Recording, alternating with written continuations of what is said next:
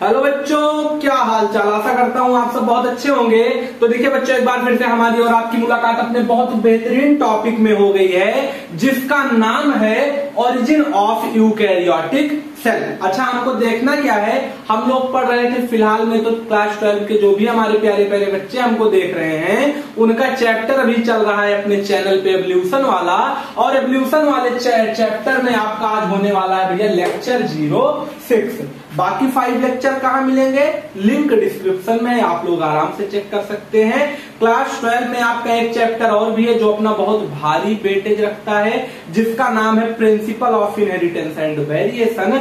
उसका भी लिंक आपके डिस्क्रिप्शन में पेस्ट करवा दिए हैं। पूरा चैप्टर 1 मतलब लेक्चर 1 से लेके पूरा लगभग 18, 19 या 20 लेक्चर का पूरा चैप्टर है हमारा, जो कि छोटा छोटा, क्योंकि वीडियो हम बनाते हैं तो लेक्चर ज्यादा हो जाता है, लेकिन point two point pure 100% NCERT आपका कवर कराया गया है। आप लोग कहीं से भी हो, किसी भी बोर्ड से ताल्लुकात रखते हो, कोई दिक्कत नहीं है। क्यों, पेपर में आएगा तो एनसीईआरटी से ही, चाहे सीबीएसई हो, चाहे यूपी हो, चाहे आईसीएसई हो, चाहे अदर स्टेट बोर्ड हो, कोई दिक्कत नहीं है। पढ़ने से मतलब है, आराम से पढ़ा जाएगा।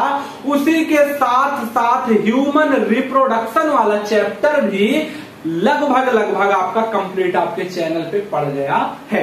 चैनल के प्लेलिस्ट वाली सेक्शन में जाके चेक कर सकते हैं। बाकी अगर अभी तक आप लोगों ने चैनल को सब्सक्राइब नहीं किया तो कर लीजिएगा। क्यों, नोटिफिकेशन आपको मिल जाए कि आज कौन सा लेक्चर अपलोड हुआ, आज कौन सा लेक्चर अपलोड हुआ, आज कौन सा लेक्चर अपलोड हुआ। ये वो चैनल बिल्कुल भी नहीं है जो आधा पढ़ाए और आधे पे छोड़ के भाग जाए। अगर कोई चैप्टर उठेगा तो पूरा कंप्लीट होगा। अगर आपको किसी टॉपिक में कोई दिक्कत होगी, आप कमेंट में हमको मारेंगे, कमेंट वीडियो में कि हमको इस टॉपिक में दिक्कत है, तो आपके लिए सेपरेट लेक्चर बनाया जाएगा। यहां तक हम आपकी मदद करने के लिए तैयार हैं। बस अब बारी है आपकी, मन लगा के पढ़िए और अपने रिजल्ट हमारे चैनल पे शेयर करिए कि सर जी आपसे पढ़े थे, इतना नंबर पाए हैं। थोड़ा हमें भी खुशी होगी कि भाई आखिर हम पढ़ा किसको रहे हैं, ना हम आपको देख पा रहे हैं, ना आपको सुन पा रहे हैं, वही आपका कमेंट देखते हैं। अगर आप लोग मारते हैं तब, नहीं तो लाइक मार के चल देते हैं, पता ही नहीं लगता किसका कमेंट है। तो ऐसा ना किया करिए, थोड़ा हमारा आपसे बात होता रहे, भले ऑनलाइन मीडियम है लेकिन कोई दिक्कत नहीं, बात तो हो सकती है ना। फिलहाल उन सब बातों को एक तरफ छोड़ते हुए छोटा सा लेक्चर बनाएंगे, लेकिन आज का टॉपिक कवर करेंगे ओरिजिन ऑफ यूकैरियोटिक सेल। देखिए ओरिजिन ऑफ यूकैरियोटिक सेल क्या होता है। इसके पहले वाले मतलब लेक्चर 05 में हमने पढ़ा है types of प्रोटोबायोन्स। Types of protobiont क्या होता है, वो जीव, क्योंकि चैप्टर हमारा एवोल्यूशन है तो शुरू से हम चल रहे हैं, जहां से यूनिवर्स बना था, पृथ्वी बनी थी, वहां से अब हमने जीवों की उत्पत्ति कर ली है। ओरिजिन ऑफ लाइफ हमने पढ़ लिया है। उसमें ओरिजिन ऑफ लाइफ के लिए सबसे जरूरी चीज है सेल। सेल में कौन सा, प्रोकैरियोट, यूकैरियोट। हमने अब अपने एटमॉस्फेयर में साइनोबैक्टीरिया के द्वारा ऑक्सीजन को ला लिया है और अब हम सांस लेने के काबिल हो गए हैं। आज हमको देखना है कि जो जीवन की बेसिक जरूरत है बड़े जानवरों के लिए, जैसे हम लोग हैं, कुत्ता है, बिल्ली है, शेर है, चीता है, जिनके अंदर यूकैरियोटिक सेल हैं, वो आखिर आए कहां से। हमारी जो cell is the basic structural functional and unit of life आप लोग कहते हैं भैया, कहां से आई। जेनेटिकल यूनिट ऑफ लाइफ हमारी कहां से बनी, वही तो पढ़ना है, वही टॉपिक है। तो देखिए कह ये रहा है कि प्रोटोबायोन्ट्स वाले लेक्चर में हमने आपका बहुत सारा डाउट क्लियर करवा दिया। एक एक डाउट आराम से चेक करिए, पूरा देखिए, दिक्कत हो फिर कमेंट आपके लिए जिंदाबाद है। आज कह रहा है कि हमारा एवोल्यूशन में शुरुआत हमारा कहां से हुआ, सिर्फ डायग्राम है, लिखवाए कुछ नहीं है इसमें। क्यों, इतना समझ लेंगे, लेक्चर देख लेंगे, पूरी जिंदगी के लिए याद हो जाएगा, गारंटी है आपसे। देखिए कह रहा है कि एक होता है जीव, कैसा जीव, प्रोकैरियोट। अच्छा, प्रोकैरियोट यूकैरियोट क्या होता है जानते हैं थोड़ा बहुत। प्रोकैरियोट में प्रो का मतलब होता है प्रिमिटिव, मतलब कि पुराने, और कैरियोट का मतलब होता है न्यूक्लियस, मतलब जिनका न्यूक्लियस पुराने तरह का है। अब अगर आप किसी भी जगह जाएंगे, किसी भी नए घर को लेंगे, किसी भी नई गाड़ी को लेंगे, किसी नई मोबाइल को लेंगे, तो आप सोचेंगे ना इसमें थोड़ा अच्छा नया वाला फीचर लगा हो। काहे के लिए भैया हम 15,000 रुपये 20,000 रुपये फर्जी खर्चा करें और हमको वही सिस्टम मिले। भाई कोई नई चीज दी जाएगी, थोड़ा अच्छा फ्यूचर रहेगा। तो प्रोकैरियोटिक सेल वो सेल था जो जब पृथ्वी पे पहली बार लाइफ आई थी तब बना था, वहां जो जीव थे उनके अंदर पाया गया। लेकिन यूकैरियोट सेल क्या था? वो सेल जो उन्हीं प्रोकैरियोट से इवॉल्व हुआ, उन्हीं प्रोकैरियोट से इवॉल्व हुआ। लेकिन यूकैरियोट, यू मतलब होता है वेल डेवलप्ड, कैरियोट मतलब न्यूक्लियस, जिनका न्यूक्लियस बहुत अच्छा।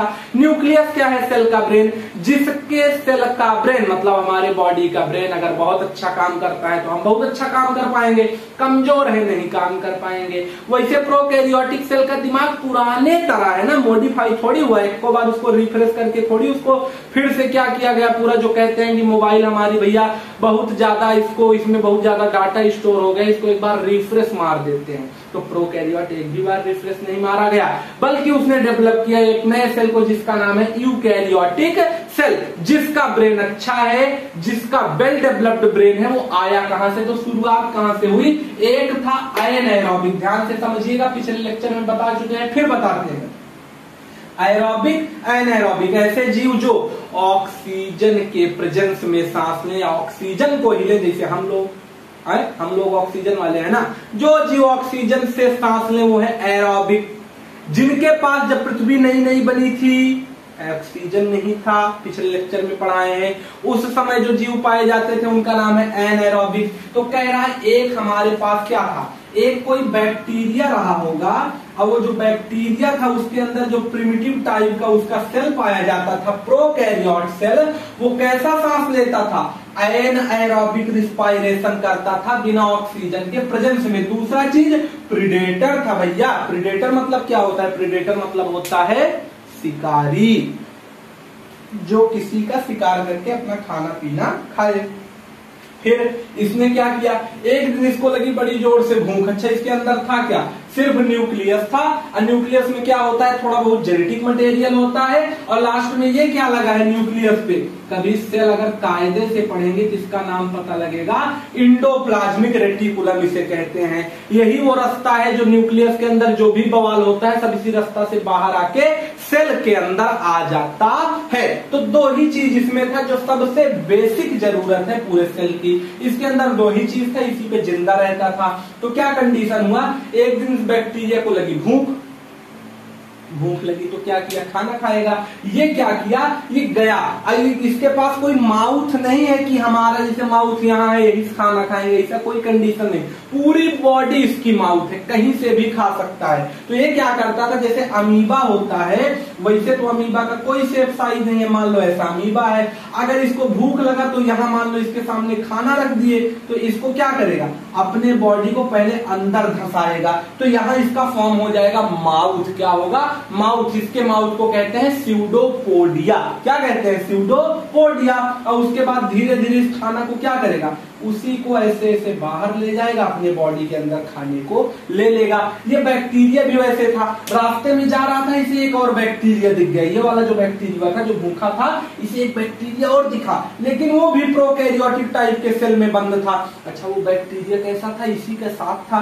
भाई देखो, अगर प्रोकैरियोट है, जैसे हम लोग आदमी है, तो आदमी से ही तो कुश्ती कर सकते हैं, लड़ भी सकते हैं, चलेंगे सीधा शेर से लड़ने, उसके लिए तैयारी बनानी पड़ेगी ना। तो इसको खाना खाना था एक इसकी तरह, और बैक्टीरिया दिखा, सोचे इसको खा लेते हैं। लेकिन कंडीशन क्या हुआ? जब ये गया तो इसने कहा यार हमारे अंदर जो न्यूक्लियस है वही न्यूक्लियस तो तुम्हारे अंदर भी है। यहाँ देखिए रेड कलर से यहाँ भी तो न्यूक्लियस दिख रहा है। तो इसने कहा यार मैं तुमको खा नहीं सकता, एक काम करो, तुम मेरी बॉडी के अंदर आके एडजस्ट हो जाओ, हम और तुम क्या काम करेंगे? अपने इस घर को, अपने इस बॉडी को और स्ट्रांग करेंगे, ताकि हम सबसे बड़े जीव बने, हमें कोई ना मार पाए, हम सबको मार मार जिंदा रहें। इसने कहा बहुत बढ़िया बात, यही तो हम चाहते थे, कोई खुरापाती दोस्त हमको मिले। तो ये क्या काम किया? अपने स्यूडोपोडिया को किया क्या? उसको बढ़ाया, और उसके बाद इस पूरे बैक्टीरिया को अपने सेल के अंदर ले लिया। अब अपने सेल के अंदर ले लिया तो क्या हुआ? इन दोनों में हो गई मित्रता। उसने उसको खाया नहीं है कि खा लिया हजम हो गया, उसके बॉडी में आके एडजस्ट हो गया। इस प्रकार के एडजस्टमेंट को हम लोग कहते हैं सिम्बायोटिक रिलेशनशिप। मतलब तुम मुझे फायदा पहुंचाओ, तुम मेरी बॉडी में आके एडजस्ट हो जाओ, और मैं तुम्हें और सभी शिकारियों से बचाऊंगा। भाई जैसे ये इसको खाने निकला था, अब तो मान लो खाने निकला था, दोस्त बन गया, लेकिन कोई उसी समय और आ जाता इसको खा लेता, तो कंडीशन गड़बड़ा जाता। तो कह रहा है मैं तुम्हें बाहर के सभी जीव से बचाऊंगा और तुम मुझे आनंद देना। कैसे? तुम्हारे अंदर है न्यूक्लियस, एक न्यूक्लियस मेरे पास है, 2 न्यूक्लियस हो जाएंगे और मजबूत हम लोग हो जाएंगे। इसने इसको इंगल्फ किया, दोनों ने आपसी सहयोग से क्या किया, सिम्बायोटिक रिलेशनशिप बना लिया कि तुम मुझे फायदा देना, मैं तुम्हें दूंगा। और यहाँ देखिए पूरा एक ही सेल के अंदर आ गया। अब ये इसका नॉर्मल पूरा बवाल था, इसका न्यूक्लियस जो कि यहाँ भी है, इसका एंडोप्लाज्मिक रेटिकुलम जो कि यहाँ भी है, इसके अंदर जेनेटिक मटेरियल जो कि यहाँ भी है। इसने नया क्या लिया, इस बैक्टीरिया को। और ये बैक्टीरिया क्या किया, ये भैया बैक्टीरिया के अंदर वो सब कुछ गुण था जो एक माइटोकॉन्ड्रिया के अंदर होना चाहिए। तो हम लोग कहते हैं कि किसी दिन हमारा जो नॉर्मल सेल था प्रिमिटिव टाइप का, उसने एक नए बैक्टीरिया को लिया, उस बैक्टीरिया के पास भी एक न्यूक्लियस था। उसने क्या किया, अपने दिमाग अपने न्यूक्लियस को लगाया और इसके न्यूक्लियस को अपना पावर हाउस बना लिया। क्या बना लिया, पावर हाउस। इसीलिए तो कहते हैं mitochondria is the power house of cell. यही तो बात है और कोई बात थोड़ी है। तो उसने अपने सहयोग में ले लिया। अब ये हमेशा के लिए बनाने लगा एटीपी, एडिनोसिन ट्राइफॉस्फेट, इसको देने लगा एनर्जी और ये सेल अपना काम करने लगा। दोनों की दोस्ती हो गई। फिर क्या हुआ, उसके बाद हमने कहा कि इसको हम लोग कह सकते हैं एनिमल सेल। जो हम लोग के अंदर लगा है, हमारे सेल में मेन 2 ही चीज तो काम करते हैं, एक माइटोकॉन्ड्रिया और एक क्या है, एक हमारा न्यूक्लियस। भाई दिमाग मतलब हमारा, हमको जीने के लिए 2 किन चीजों की बेसिक जरूरत है, एक हमारा दिमाग काम करता रहे और एक हमें खाना मिलता रहे। बस 2 ही चीज तो चाहिए, खाना खाएंगे एनर्जी मिलेगी, दिमाग काम करेगा, काम धाम कर लेंगे। तो यही इसके पास हुआ। तो यहाँ हमारा यूकैरियोटिक सेल जो है वो डेवलप हो गया। ऐसा साइंटिस्टों ने कहा कि प्रोकैरियोटिक से यूकैरियोटिक ऐसे ही बना था। अच्छा, इसके बाद बहुत बढ़िया काम क्या हुआ, फिर वही बवाल तो फिर हुआ। एक दिन अब इनको भूख लग गई, ये चले किसी जंगल में किसी जानवर को खोजने। फिर स्यूडोपोडिया का फॉर्मेशन हुआ, उसने अपना माउथ खोला, लेकिन इसके सामने एक नया बैक्टीरिया था जिसका नाम है साइनोबैक्टीरिया। साइनोबैक्टीरिया वही बैक्टीरिया था जिसने पहली बार एल्गी बनाई। मतलब एल्गी को ही हम लोग साइनोबैक्टीरिया कहते हैं। एल्गी ने क्या काम किया, हमारे एटमॉस्फेयर के वाटर वेपर को पकड़ पकड़ के H2O को H अलग किया, O अलग किया, जिससे ऑक्सीजन पूरे एटमॉस्फेयर में फैल गई। सब पिछले लेक्चर में पढ़ा चुके हैं, आराम से देखिए 1 to 5 सब डिस्क्रिप्शन में। ठीक, तो इसने कहा यार ये भी बहुत बढ़िया चीज है, इसको भी खाने होने लायक नहीं है, इससे भी सिम्बायोटिक रिलेशनशिप बना लिया जाए, दोस्ती कर लिया जाए। एक हमारे पास न्यूक्लियस ही है, एक हमें तुम मिल गए हो, एक न्यूक्लियस इसके पास है। अब क्या बवाल हुआ, इसने इससे बात किया, इसने इससे कहा इससे हमारा क्या फायदा। तो इन्होंने कहा कि हम इतने बड़े हो गए हैं कि तुमको प्रोटेक्शन देंगे, हमारे बॉडी में आ जाओगे तो तुमको रहने के लिए जगह देंगे।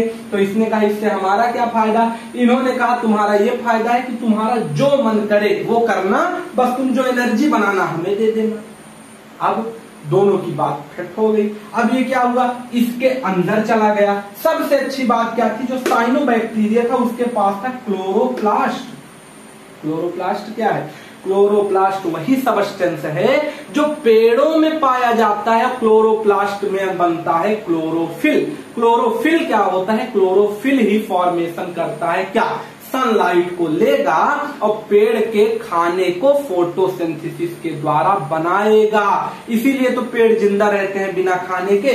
जब ये वाला बवाल इसके अंदर चला गया इस फिगर में, यहां भी इन्होंने क्या किया है, सिम्बायोटिक रिलेशनशिप क्या किया है, सिम्बायोटिक रिलेशनशिप। अच्छा भैया, जब ये इसका कंडीशन हो गया, रिलेशनशिप जब इसने कर लिया, तो सबसे अच्छी बात क्या हुई, ये जो हमारा नए स्ट्रक्चर बन के तैयार हुआ, इसका नाम पड़ा प्लांट सेल।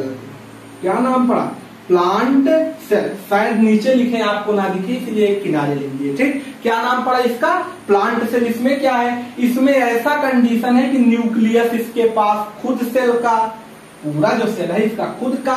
यहां से ही तो शुरुआत हुआ था, कितना बड़ा हो गया देख लीजिए। इसीलिए हमेशा हमें चीजों को जोड़ के चलनी चाहिए, ताकि हम छोटे लेवल पे हैं तो जुड़ते जुड़ते बहुत बड़े बन जाएंगे। अगर ये सबको खाते पीते चलता, मौज मस्ती करते चलता तो इतना बड़ा इसका साइज ये ना बन पाता। इसीलिए क्या हुआ, एक इसका खुद इसका सेल न्यूक्लियस, इसका जो है न्यूक्लियस के अंदर जेनेटिक मटेरियल एंडोप्लाज्मिक रेटिकुलम इतना तो ये लेके चला ही था। अब क्या हुआ, माइटोकॉन्ड्रिया से यहाँ दोस्ती किया सिम्बायोटिक रिलेशनशिप से, उसके बाद इससे साइनोबैक्टीरिया से यहाँ दोस्ती हो गया, इसके अंदर मिल गया क्लोरोप्लास्ट जो क्या काम करेगा भैया, फोटोसिंथेसिस में हेल्प करेगा। क्या काम करेगा, हेल्प इन फोटोसिंथेसिस, और इसके पास भी न्यूक्लियस मिल गया। तो हमारा यूकैरियोट सेल पहली बार कब बना, जब हमारे सेल ने बैक्टीरिया को खाया, उस बैक्टीरिया ने काम किया है जब माइटोकॉन्ड्रिया, और इसी को हम लोग कह दिए एनिमल सेल। एक क्वेश्चन आता है कि सेल विद इन सेल का एग्जाम्पल क्या है, मतलब सेल के अंदर सेल। अब ये भी तो एक सेल था जो बैक्टीरिया था, बिना सेल के कोई थोड़ी जीवित रह सकता है, तो वही हमारा एनिमल सेल जो है वो है भैया सेल विद इन सेल का एग्जांपल। क्यों, इसके अंदर एक सेल खुद ही पूरा सेल था, इसके अंदर एक नया बैक्टीरिया है जो माइटोकॉन्ड्रिया का काम किया। ये भी क्वेश्चन हमारा क्लियर हो गया, ठीक। और ये क्वेश्चन इंपॉर्टेंट भी है कि सेल विद इन सेल कौन सा है, तो माइटोकॉन्ड्रिया। दूसरा इंपॉर्टेंट है व्हाट इज सिम्बायोटिक रिलेशनशिप, और तीसरा इंपॉर्टेंट है व्हाट इज क्लोरोप्लास्ट। चौथा साइनोबैक्टीरिया आपका इंपॉर्टेंट है। पांचवा व्हाट इज स्यूडोपोडिया आपका इंपॉर्टेंट है। और लास्ट में ऐसे सेल के ऑर्गेनल्स का नाम बताइए जिनके पास खुद का न्यूक्लियस होता है। तो पहला ऑर्गेनल माइटोकॉन्ड्रिया, दूसरा ऑर्गेनल हमारा क्लोरोप्लास्ट, और तीसरा हमारा सेल तो खुद न्यूक्लियस पे चल ही रहा है। तो यहां तक हमारा लेक्चर कंप्लीट हुआ। अगर कोई दिक्कत हो तो हमें कमेंट में बताइए, तुरंत आपका रिप्लाई जाएगा। अगर हमारे पास टाइम रहेगा कोशिश करेंगे, तो नहीं तो विद इन 24 घंटे में इमरजेंसी सेवा आपके लिए अलर्ट कर दिया जाएगा, आपका रिप्लाई पहुंच जाएगा। और अगर कोई दिक्कत या किसी टॉपिक में कोई दिक्कत हो कमेंट में बताइए, उसके लिए भी आपके लेक्चर की व्यवस्था की जाएगी। अगर आप लोग अभी तक हमारे साथ इंड तक इस वीडियो के जुड़े हैं तो बहुत बहुत धन्यवाद। जाते जाते अगर वीडियो पसंद आई हो तो लाइक और चैनल को सब्सक्राइब कर दीजिएगा। मिलेंगे नेक्स्ट लेक्चर में, तब तक के लिए ओके बाय।